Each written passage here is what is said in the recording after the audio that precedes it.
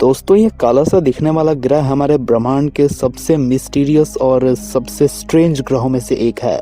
दरअसल ये एक आवारा ग्रह है और इस तरह के ग्रह किसी भी सौरमंडल में घुस सकते हैं एवं उसे पूरी तरह से उजाड़ सकते हैं। और इस ग्रह का नाम अभी आप अपने स्क्रीन पर देख सकते हैं। यह ग्रह हमारे सूर्य से करीब 20 प्रकाश वर्ष की दूरी पर मौजूद है। यानी अगर आप प्रकाश की गति से भी इस ग्रह के पास जाने की कोशिश करेंगे तो आपको करीब 20 सालों से भी ज्यादा का समय लगेगा। खास बात तो यह है कि इस ग्रह का द्रव्यमान हमारे जुपिटर ग्रह से करीब 20 गुना ज्यादा है। और इतना ही नहीं, इसकी मैग्नेटिक फील्ड भी हमारे जुपिटर ग्रह से लगभग 200 गुना ज्यादा है। और इसके बारे में एक और खास बात यह भी है कि यह ग्रह कभी बहुत ज्यादा गर्म हो जाता है तो कभी बहुत ज्यादा ठंडा, जो कि देखा जाए तो एक तरह से असंभव लगता है, लेकिन यह इसके साथ संभव है।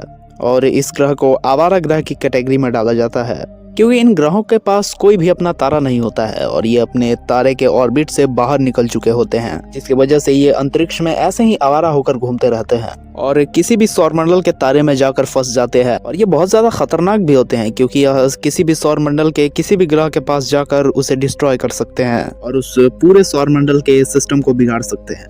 अगर ऐसा ग्रह हमारे सौरमंडल में आकर घुस जाता है तो यह कुछ ही समय में उसे बर्बाद कर सकता है। और अगर इस प्रकार का कोई ग्रह पृथ्वी से टकरा जाता है तो पल भर में उसे बर्बाद कर सकता है। GJ 504b। दोस्तों ये ग्रह हमारे ब्रह्मांड के कुछ सबसे सुंदर ग्रहों में गिना जा सकता है। इसे वैज्ञानिक चेरी बॉम्ब के नाम से भी बुलाते हैं। आपने ऐसे बहुत सारे ग्रह देखे होंगे जो या तो ऑरेंज कलर के होते हैं या फिर ब्राउन कलर के होते हैं, और कुछ ग्रह आपको नीले रंग के भी देखने को मिल जाते होंगे। लेकिन ये एक ऐसा ग्रह है जिसके पास सबसे ज्यादा यूनिक कलर है। इसका कलर है लाइट पिंक और ये बहुत ही ज्यादा यूनिक कलर है। और हमारे सौरमंडल में ऐसे कुछ ही ग्रह मौजूद है जिसके पास इस तरह की विशेष कलर हो। ये हमारे सूर्य से करीब 57 प्रकाश वर्ष की दूरी पर मौजूद है। सिर्फ इतना ही नहीं, ये अपने तारे से भी काफी ज्यादा दूरी पर मौजूद है, लेकिन फिर भी इसके अंदर काफी ज्यादा हीट है। इसी गर्मी की वजह से इसका रंग भी कुछ इस तरह का दिखाई देता है। साथ ही इसके अंदर कुछ ऐसे एलिमेंट्स भी मौजूद है जो कि इस ग्रह को इस रंग का बना देते हैं। J1407b। ये ग्रह काफी ज्यादा यूनिक है और कह सकते हैं कि यह काफी ज्यादा विचित्र भी है। जिस तरह हमारे सौरमंडल में शनि ग्रह के पास रिंग्स मौजूद है, वैसे ही इस ग्रह के पास भी रिंग्स मौजूद है। लेकिन अंतर इसी बात का है कि इस ग्रह के रिंग्स हमारे सौरमंडल में मौजूद शनि ग्रह से लगभग 200 गुना ज्यादा विशालकाय है। ये ग्रह हमारे पृथ्वी से करीब 430 प्रकाश वर्ष की दूरी पर मौजूद है। इसका मतलब यह है कि इस ग्रह की दूरी हमारी पृथ्वी से बहुत ज्यादा है। इस ग्रह के रिंग्स इतने ज्यादा विशालकाय हैं कि अगर आप ग्रह के पास से रिंग सिस्टम से होते हुए इस ग्रह के बाहर निकलते हैं तो आपको केवल 2 साल इस ग्रह के रिंग सिस्टम को ही पार करने में लग जाएंगे। इसे मेगा सैटर्न भी कहा जाता है, जिसमें से मेगा का मतलब है बड़ा और सैटर्न का मतलब है शनि, यानी शनि ग्रह का बड़ा रूप। HB 1399AB। दोस्तों हमें तो पृथ्वी से एक ही सूरज देखने को मिलता है, लेकिन यह एक ऐसा ग्रह है जहां से आपको 3-3 सूरज देखने को मिलेंगे। और इस ग्रह पर पिछले कई सालों से रात भी नहीं हुई है क्योंकि इतने ज्यादा सूरज होने के कारण इसकी सतह पर हमेशा रोशनी पड़ती ही रहती है। ये ग्रह काफी ज्यादा यूनिक है और इसके यूनिक होने का कारण यह ग्रह नहीं है बल्कि इसके तारे हैं। जैसे ही इस ग्रह पर एक सूरज डूबता है वैसे ही 2 और सूर्य बाहर निकल आते हैं और ये प्रोसेस ऐसे ही चलता रहता है। दोस्तों हमारे सौरमंडल में मौजूद वीनस ग्रह भी काफी ज्यादा विचित्र है क्योंकि इसका टेम्परेचर 450 डिग्री सेल्सियस के करीब रहता है, जो कि काफी ज्यादा भयानक है। और यही नहीं, यहाँ पर आपको सल्फ्यूरिक एसिड के बारिश भी देखने को मिलेगी, जो कि केमिस्ट्री के सबसे स्ट्रॉन्गेस्ट एसिड में से एक है।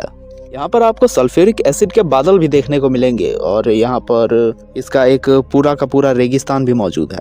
अब यहाँ से हम थोड़ा आगे बढ़ते हैं तो हमें एक और ग्रह मिलता है जिसका नाम केपलर 10b है। यह वीनस से भी लगभग 3 गुना ज्यादा गर्म है और इसका टेम्परेचर भी लगभग 1500 डिग्री सेल्सियस के करीब रहता है। वैज्ञानिक चाहकर भी इस पर कोई अंतरिक्ष यान भेजकर इस पर रिसर्च नहीं कर सकते। और चलिए एक पल के लिए मान भी लेते हैं कि हमारे वैज्ञानिकों ने इस पर सैटेलाइट भेज भी दिया, लेकिन वह कुछ ही सेकंड में पिघल कर खत्म हो जाएगा और सारा नेटवर्क पूरी तरह से टूट जाएगा। यह अपने तारे के इतना ज्यादा करीब है जितना हमारे सूर्य से बुध ग्रह भी नहीं है। इस कारण से इसका टेम्परेचर भी बहुत ज्यादा है। जब इतनी ज्यादा गर्मी इस ग्रह पर पड़ती होगी तो यह पूरा ग्रह पिघलने के स्टेट में आ जाता होगा। लेकिन तारे और इसके बीच में थोड़ी सी दूरी बची हुई है, इसलिए यह सॉलिड स्टेट में ही रहता है। इसे आप नर्क वाला ग्रह भी कह सकते हैं क्योंकि ये एक साइंस शो स्टार वॉर्स के लावा प्लेनेट से काफी ज्यादा मिलता जुलता है। Glitch 581c। ये ग्रह हमारी पृथ्वी से 20 प्रकाश वर्ष की दूरी पर मौजूद है। ये ग्रह भी काफी ज्यादा यूनिक है क्योंकि इसके एक साइड इतनी ज्यादा ठंड रहती है कि आप यहाँ लैंड करते ही जम जाएंगे, और इसकी दूसरी साइड इतनी ज्यादा गर्म है कि आप लैंड करने से पहले ही यहाँ जलकर मर जाएंगे।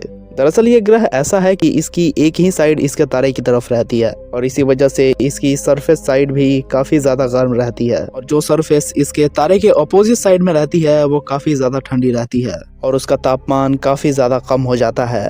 GJ 436b।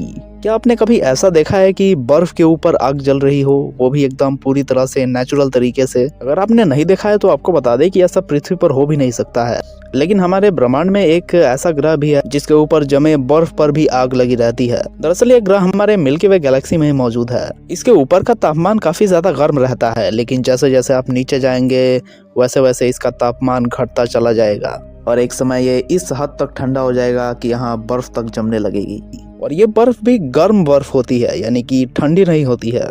असल में ये काफी ज्यादा कॉम्प्लिकेटेड लग सकता है, लेकिन वास्तव में यह बहुत ज्यादा आसान है। अगर हम यहाँ पर साइंस का इस्तेमाल करते हैं तो आपने अपने छोटी क्लासेस में भी पढ़ा होगा कि बर्फ को बनाने के लिए 2 तरह के प्रोसेस यूज हो सकते हैं। पहला होता है सॉलिडिफिकेशन, जिसमें पानी को ठंडा करके उसे बर्फ बनाया जाता है, और दूसरा प्रोसेस होता है प्रेशर के द्वारा, यानी कि हम पानी के ऊपर बहुत ज्यादा प्रेशर लगाते हैं तो वह कुछ समय बाद खुद ही बर्फ में बदल जाएगा। और कुछ ऐसा इस ग्रह के साथ भी होता है।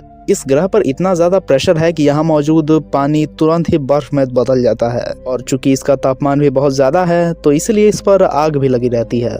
यह ग्रह हमारी पृथ्वी से करीब 33 प्रकाश वर्ष की दूरी पर मौजूद है। दोस्तों, हम अपनी पृथ्वी पर देखते हैं कि यहाँ पर बर्फ भी गिरती है और बारिश भी होती है और साथ में हवाएं भी चलती है, लेकिन हमारे पृथ्वी से करीब 65 प्रकाश वर्ष दूर एक ऐसा ग्रह भी मौजूद है जिस पर बारिश तो होती है, लेकिन वह बारिश किसी नॉर्मल चीज की नहीं बल्कि कांच की होती है। यह ग्रह दूर से खूबसूरत और नीला दिखाई देता है, और ऐसा इसलिए क्योंकि इस ग्रह पर बहुत ज्यादा मात्रा में सिलिका मौजूद है, यानी कि जिस मटेरियल का यूज करके कांच बनाया जाता है, यहाँ के बादल भी उसी चीज से बने होते हैं, जिसकी वजह से जब ये ठंडे हो जाते हैं तो कांच में बदल जाते हैं, और वापस से जब वो जमीन पर गिरते हैं तो कांच के पार्टिकल्स के रूप में गिरते हैं और वहां पर कांच की बारिश होती है। ये तो फिर भी एक नॉर्मल बात है, लेकिन असल डरावनी बात तो यहाँ से शुरू होती है। दरअसल इस ग्रह पर तूफान भी आते रहते हैं और इस ग्रह पर एक कांस्टेंट हवा भी चलती रहती है, जिसके कारण यहाँ पर हमेशा ही आंधी बनी रहती है, जिसकी वजह से यहाँ पर मौजूद कांच के पार्टिकल्स इधर उधर टहलते रहते हैं। और अगर आप इस ग्रह पर बिना किसी प्रोटेक्शन के जाते हैं तो यह पार्टिकल्स आपके शरीर के अंदर घुसकर 1 सेकंड के भीतर आपको मार देंगे, और अगर आप पूरी प्रोटेक्शन पहनकर भी जाते हैं तो भी आपका बचना बिल्कुल नामुमकिन है। बस आपको मरने में थोड़ा समय जरूर लगेगा। ये काफी ज्यादा डरावना ग्रह है। इस पर जब हवाएं चलती होगी तो यहाँ पर मौजूद कांच के पार्टिकल्स आपस में टकराते होंगे, जिसकी वजह से आवाजें यहाँ पर काफी ज्यादा डरावनी होती होगी, और रात में ये चीजें और ज्यादा भयानक हो जाती है। तो दोस्तों, यह थे हमारे ब्रह्मांड के कुछ ऐसे ग्रह जो कि काफी ज्यादा डरावने हैं और काफी ज्यादा विचित्र भी। आज के इस वीडियो में इतना ही। इसी तरह के वीडियोस के लिए आप हमारे चैनल को सब्सक्राइब जरूर करें। मिलेंगे आपको एक और नए वीडियो के साथ। धन्यवाद।